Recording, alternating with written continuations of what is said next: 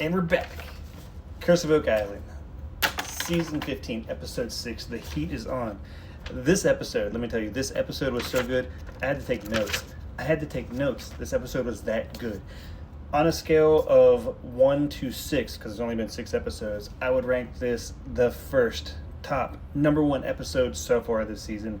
This episode was fantastic because it actually had something new. Now, we had all the same old stuff. Had it all. We'll cover it. But it had new stuff. We had Lot 15. We had water samples. Fantastic. Let's go ahead and jump into this. I'm going to be quick because there is a lot to cover. So let's start over at the Money Pit. Over at the Money Pit, they are bringing up the samples that they say from the solution channel. Now, there's still no proven facts that there's a solution channel there, but they brought up this watery, sloppy, slimy, muddy sample that they're saying is from the solution channel.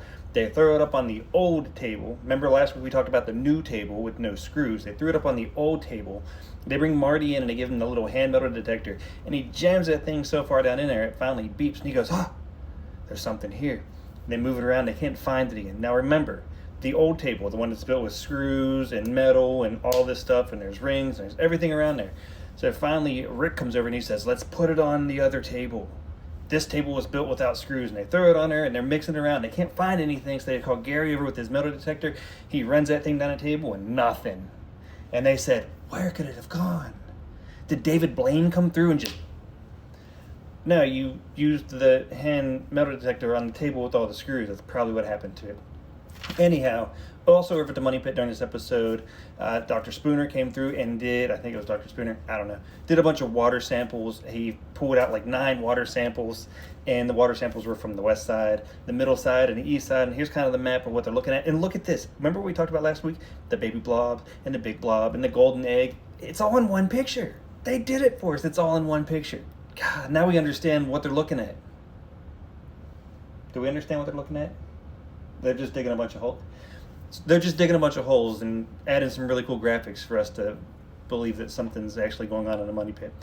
To me, the rest of the excitement is on everything else on the island. Like, I think we can all agree that something happened there. The narrator at the end, and I actually wrote this quote down, the narrator at the end, he said, the true history of Oak Island remains a tantalizing secret. And this is the fact. These are facts.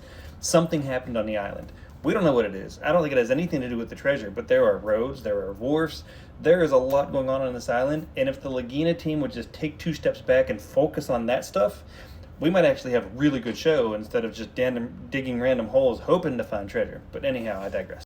I gotta pull my sleeves up for this one. The War Room. So over at the War Room, we get to see some heat maps, hence the title, The Heat is On.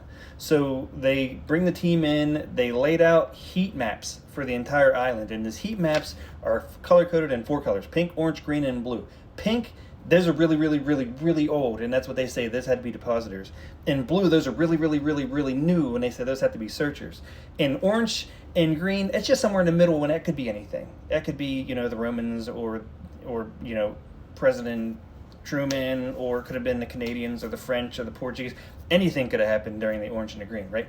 But anyhow, they go through, they find this heat map, and in the heat map, Rick says, what's that on the elephant's head? And that happens to be Lot 15.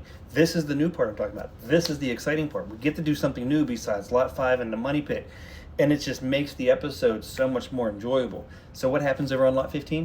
Well, over on Lot 15, the team goes, is safe and potentially archaeologically safe as they could be. No. They bring Billy in with a plow, and he just plows the crap out of Lot 15. He just turns everything up. They're obviously not concerned about any actual artifacts that might be under the dirt or foundation or anything like that, because Billy just plows through there. And Gary Drayton comes in with his trusty metal detector and says, this is how we did it over in England. We just plowed the fields. Now, I feel like that goes against the whole archaeological idea behind the search, but whatever. So Gary and his trusty metal detector goes through there, and they found a spike that they're like, well, this could be something. It's a very common spike. It's the only kind of spike that existed prior to mass-produced nails spike. They found a gate hanger. They found this gate hanger, and Gary said this is a gate hanger most likely for a door of a gate that's swinging, or it possibly could have held a lantern in a mine.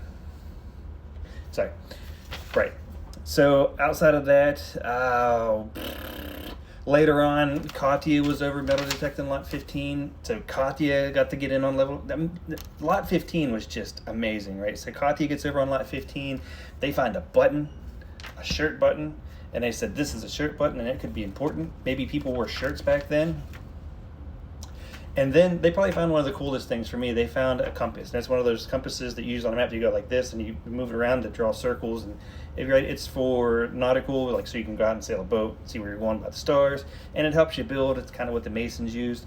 And we know there were buildings on Oak Island, but yet they treated this thing like it was the end-all, be-all key that there's treasure on Oak Island. When, in all honesty, it's a very common piece of equipment.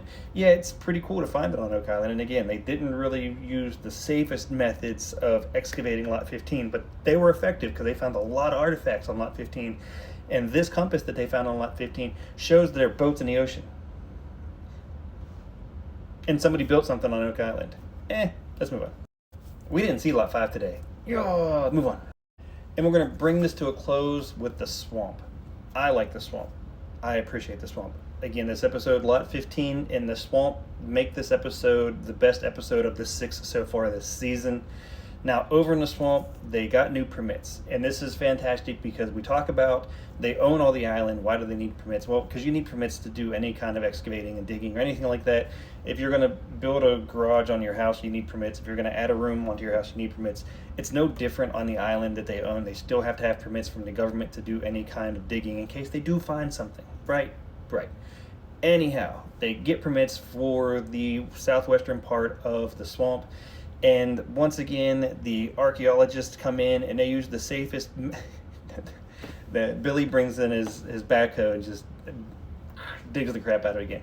Super safe, just by the book archaeological processes here, right?